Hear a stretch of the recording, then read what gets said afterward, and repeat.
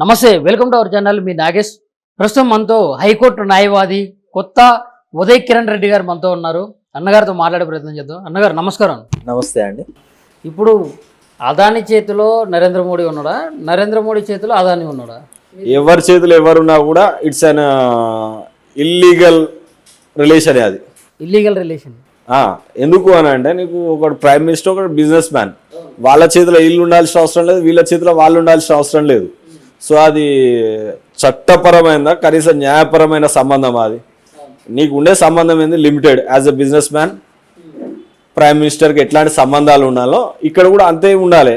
అంత ఆయన చేతిలో ఈయన పోన అవసరం లేదు, ఈయన చేతిలోకి ఆయన పోన అవసరం లేదు కదా. సో మరి అట్లా పోయినాము అన్న మెసేజ్ నువ్వు ఎందుకు ఇస్తున్నావు ప్రజలకి? నువ్వు ఆయన మీద, అదాని మీద ఈగ వాళ్ళకు కూడా ఎందుకు చూసుకుంటున్నావు? నువ్వు ఇన్ని అలిగేషన్స్ వస్తున్నప్పుడు ఈ సిబిఐ, ఈడీ లాంటి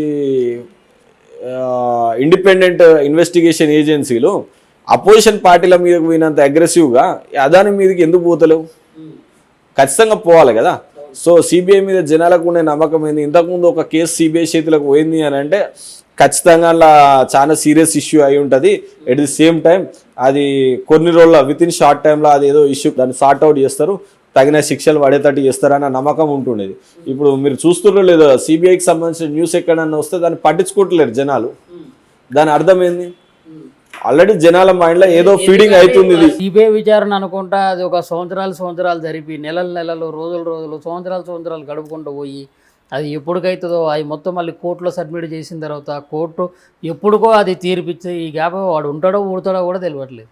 అట్లాంటి పరిస్థితి అయితే ఉంది. ఒక న్యాయవాదిగా మీరు చెప్పండి, న్యాయ వ్యవస్థలో ఎందుకు ఇన్స్టెంట్ న్యాయం జరుగుతలేదు? నేను చెప్తా. ఇప్పుడు నేను మీకు ఇక్కడ నుంచి ఛాలెంజ్ చేస్తున్నా. నాకు 2014 నుంచి ఈ రోజు వరకు సిబిఐ కేసులు ఈ స్టేట్లో ఎన్ని ఫైల్ అయినాయి, ఎఫ్ఐఆర్లు ఎన్ని అయినాయి, వాటి ఛార్జ్ షీట్లు ఎన్ని ఈ రోజు వరకు ఫైల్ అయినాయో నాకు చూపియండి. చాలా తక్కువ ఫైల్ అవుతున్నాయి. సో ఈ సిబిఐ ఎవరి చేతులు ఉందని అనుకోవాలి నేను? చాలా తక్కువ. అంటే ఈ దొంగలందరినీ ఇప్పుడు మీరు 2000 ఎప్పుడు నుంచి చెప్పారు? 2014 నుంచి 2014 నుంచి మ్యాక్సిమం అయితే ఇప్పుడు ఈ బీజేపీదే నడిచింది.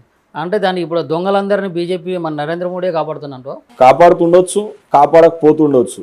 ఎందుకంటే సిబిఐ ఇండిపెండెంట్ బాడీ కదా. ఈ సిబిఐ ఎవరి చేతిలో పనిచేస్తుందో వాళ్ళు కాపాడుతున్నట్టు. ఇది ఇండిపెండెంట్ బాడీ. వీళ్ళు ప్రైమ్ మినిస్టర్తో సంబంధం ఉండదు. ఏదైనా రిపోర్ట్ చేస్తే డైరెక్ట్ ప్రెసిడెంట్ ఆఫ్ ఇండియాతో చేయాలి. కానీ సిబిఐ ఎఫ్ఐఆర్ చేసి అట్లా పక్కకు పెడుతుంది. ఛార్జ్ షీట్స్ చాలా తక్కువ ఫైల్ అవుతున్నాయి. కొన్ని మేజర్ కేసులలో ఇంకా ఛార్జ్ షీట్స్ ఫైల్ అవుతుంది ఏళ్ళ కొద్దీ. సో ఇది జ్యుడిషియరీ లోపమా లేకపోతే ఇన్వెస్టిగేషన్ ఏజెన్సీ లోపమా? ఫస్ట్ నువ్వు ఛార్జ్ షీట్ వేస్తే కదా అలిగేషన్స్ ఏంది అనేది దాని మీద ట్రయల్ నడిచేది. నువ్వు ఛార్జ్ షీట్ వేయకుండా నువ్వు ఎఫ్ఐఆర్ ఫైల్ చేసి ఫైల్ చేసి పక్కకు సజ్జ మీద వేసేస్తే ఎట్లా తెలుస్తుంది?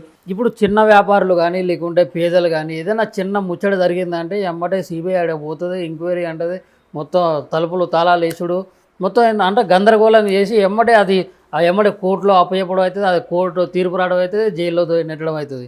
మరి ఎందుకు అంటే వీళ్ళ చిన్న పేదలకి కానీ చిన్న వ్యాపారులకు కానీ ఇట్లా చిన్న బిజినెస్ మ్యాన్స్కి ఇలా జరుగుతుంది.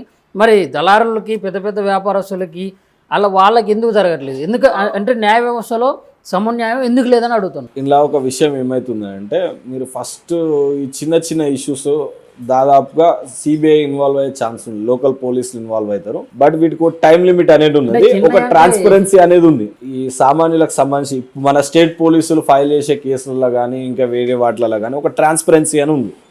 ఎఫ్ఐఆర్ ఫైల్ చేసినాక రిమాండ్ చేసేది ఉంటే రిమాండ్ చేస్తారు, లేకపోతే 41 నోటీస్ ఇచ్చి వాళ్ళని పంపిస్తారు. దానికి ఒక స్టేజ్ బై స్టేజ్ ఒక ప్రొసీజర్ అనేది ఉంది. బట్ అందులో ఈ కేసులు ఏమైందన్న మనం తెలుసుకోవాలన్నా మనకి యాజ్ అ పార్టీ లాగానో లేకపోతే అందులో ఇంట్రెస్టెడ్ పార్టీ దానికి సంబంధించిన వ్యక్తి లాగానో ఆ కేసులు ఏమవుతుందో మనం తెలుసుకోనికి ఒక లైన్ అనేది ఉంది, ఒక ప్రొసీజర్ ప్రకారం మోనికి అవకాశం ఉంది. వేరే సిబిఐ ఈడీలో ఏంటి అంటే ఎఫ్ఐఆర్ ఫైల్ చేశాక కేసు రిజిస్టర్ అయిందని తెలుస్తుంది. బట్ ఛార్జ్ షీట్ ఫైల్ అయ్యే వరకు ఆ కేసు ఏమైపోతుందో కూడా తెలియదు. మళ్ళీ అది ఆర్టీఐ పరిధిలోకి రాదు. దాంట్లో ఒక ట్రాన్స్పరెన్సీ, ఆ ఇన్వెస్టిగేషన్ ప్రొసీజర్లో ఒక ట్రాన్స్పరెన్సీ అనేది ఎక్కడ కనిపించదు. ఎందుకు అంటే అది ఇండిపెండెంట్ బాడీ, అది పెద్ద కేసులు వస్తాయి.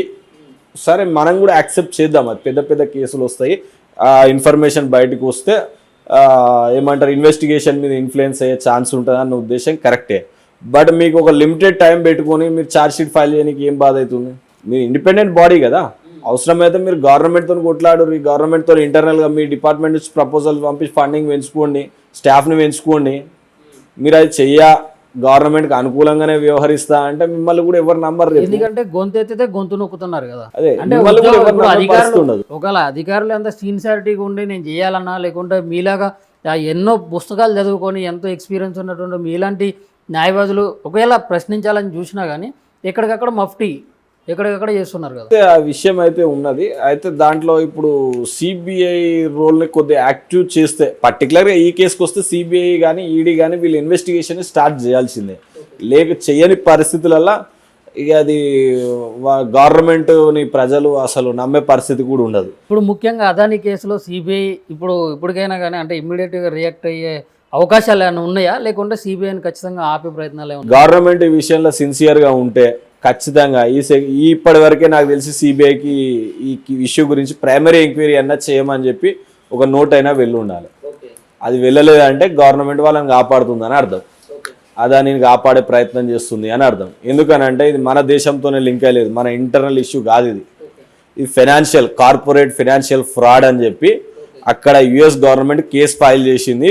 మా దేశంలో కాదు వేరే దేశాల్లో కూడా ఫండ్స్ రైజ్ చేసిండు అనే ఒక కాన్సెప్ట్ అయితే వాళ్ళ ఆర్టికల్స్లో నేను చూడడం జరిగింది. సో ఇది మన ఇంటర్నల్ ఇష్యూ అయితే కాదు, దేశం దాటిపోయింది ఇది ఆల్రెడీ. సో ఇజ్జత్ నిలబడాలన్నా, కొద్దిగా ఏమంటారు అది ప్రజల నమ్మకం ఉండాలన్నా, ఎట్ ది సేమ్ టైం మన విలువను మనం ప్రపంచంలో దేశాల ముందు కాపాడుకోవాలన్నా ఫస్ట్ నువ్వు ఇన్వెస్టిగేషన్కి ఇన్స్టిట్యూట్ చేయాలి. ప్రైమరీ కనీసం అలా ఏమైందో తెలుసుకునే ప్రయత్నం అన్నది జరగాలి, అది పబ్లిక్ నోట్లోకి రావాలి. అంటే భారతదేశ పరువు ప్రధానమంత్రి మోడీ గారి చేతిలో ఉంది, ఆయన ఎట్లనే నిర్ణయం తీసుకుంటాడు అనేది. అంతే కదా. ఇప్పుడు అక్కడ నీ దేశంలో అయిన ఒక ఇష్యూ గురించి వేరే దేశంలో ఇన్వెస్టిగేషన్, అక్కడ గవర్నమెంట్ ఇన్వెస్టిగేషన్ చేస్తుంది అంటే ఎట్లా ఉన్నది? ఇప్పుడు నీ ఇంట్లో అయినా ఒక ఇష్యూ గురించి వేరే ఇంట్లో పంచాయతీ అవుతుందంటే ఎట్లా ఉంటుంది? మనకు విలువ ఉంటుందా? ఆ ఇంటికి విలువ ఉంటుందా? ఉండదు కదా. నీ ఇంటి పంచాయతీ పోయి బయటపడ్డది ఇప్పుడు, మరి దాన్ని అసలు ఎందుకు జరిగిందో అన్న నువ్వు సార్ట్అవుట్ చేసుకోవాలి కదా. మరి నువ్వు అట్లా చేసుకునే ప్రయత్నం చేస్తలేవంటే నువ్వు ఎవరిని కాపాడుతున్నావు ఇక్కడ? అంటే మన దేశం మీద పక్క దేశాలు పెత్తనం జలాయిస్తూ ఉంటాయి. మరి అంతే కదా. నీకు చేత కాకపోతే ఇప్పుడు మన ఇంట్లో పెద్ద మనిషి ఉంటాడు, ఇంటిని నడిపేటోనికి చేత కాలేదనుకో, ఆబ్వియస్గా చుట్టాలు ఎవడో ఒకడు వచ్చి ఆ ఇంటి మీద పెత్తనం చేస్తాడు కదా. నీ మిత్ర దేశాన్ని అనుకుంటూ వచ్చి నీ మీద పెత్తనం చేస్తాడు కదా.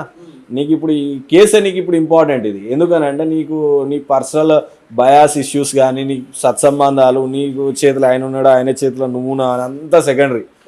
ఇప్పుడు ఇది విషయం ఏంటి అంటే దేశంకి సంబంధించిన పరువుకు సంబంధించిన విషయం.